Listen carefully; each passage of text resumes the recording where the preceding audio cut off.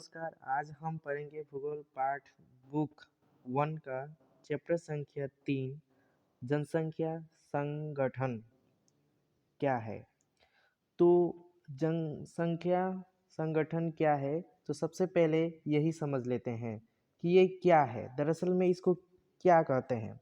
तो जनसंख्या संगठन या जनांकीय संरचना जनसंख्या की उन विशेषताओं को कहा जाता है जिनकी माप की जा सके तथा जिनकी मदद से दो भिन्न प्रकार के व्यक्तियों को समूह में अंतर स्पष्ट किया जा सके।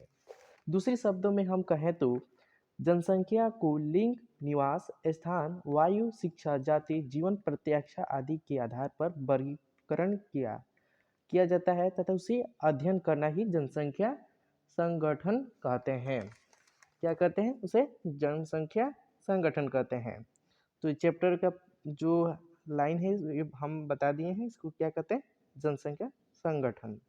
सबसे कहते हैं कि लिंग अनुपात क्या है, यानी लिंग की परिभाषा क्या है ना।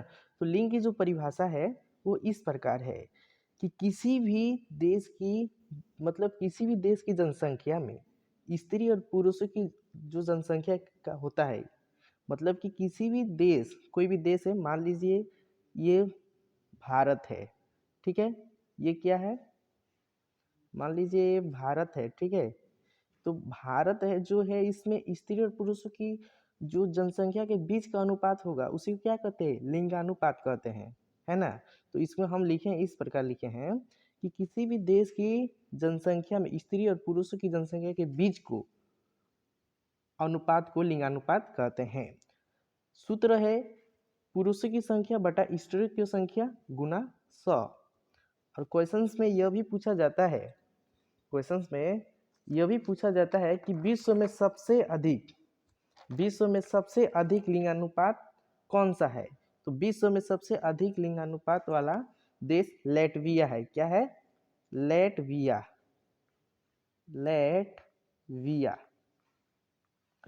है विश्व में। अगले क्वेश्चन में हम चलते हैं, साक्षरता क्या है।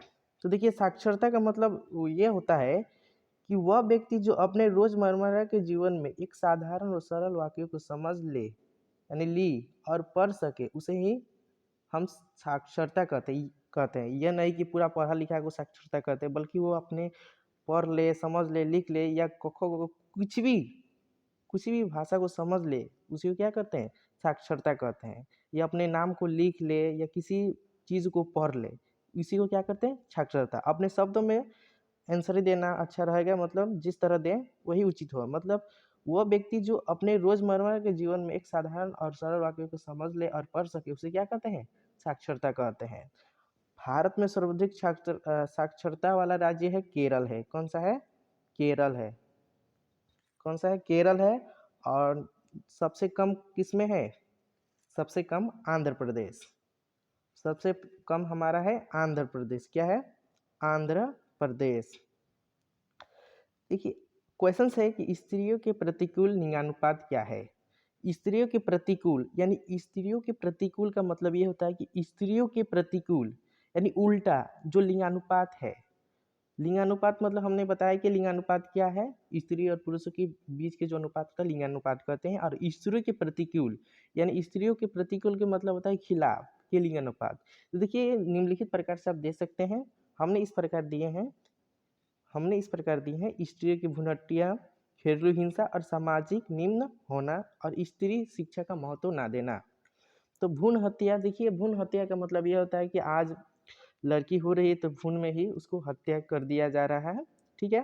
तो इसको ही भ्रूण हत्या कहा जाता है। घरेलू हिंसा का मतलब यह होता है कि पुरुष और महिलाओं में जो घरेलू समस्या होती है उसमें ही वो तनाव बनी रहती है, तो इसे घरेलू हिंसा उत्पन्न होती है। सामाजिक स्तर निम्न होना, देखिए सामाजिक स्तर में आज हमारे समाज में स्त्रियों को निम्न दृष्टि से देखा जाता था। पहले के समय में निम्न दृष्टि से देखा जाता था।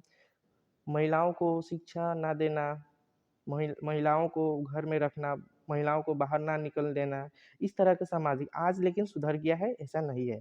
और आता है स्त्रियों का महत्व ना देना।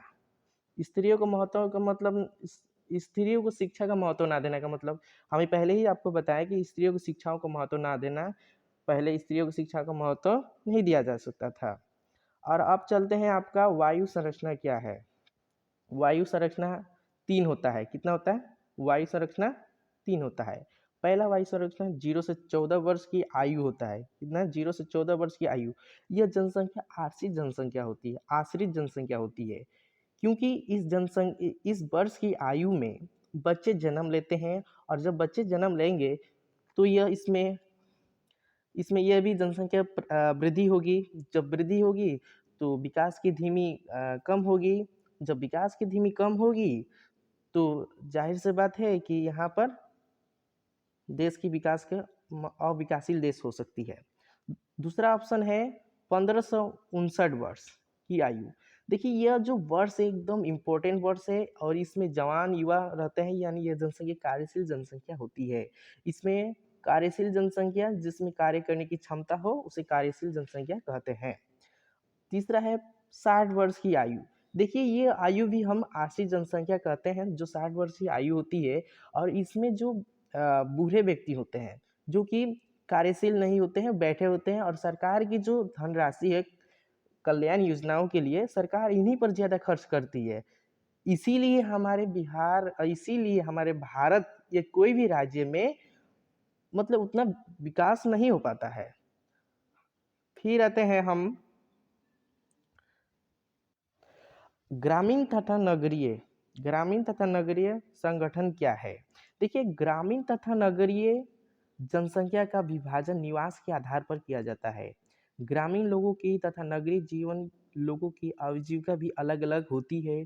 ग्रामीण इलाकों में जनसंख्या घनत्व कम होता है, बल्कि ग्रामीण जनसंख्या में क्या होता है, घनत्व कम होता है।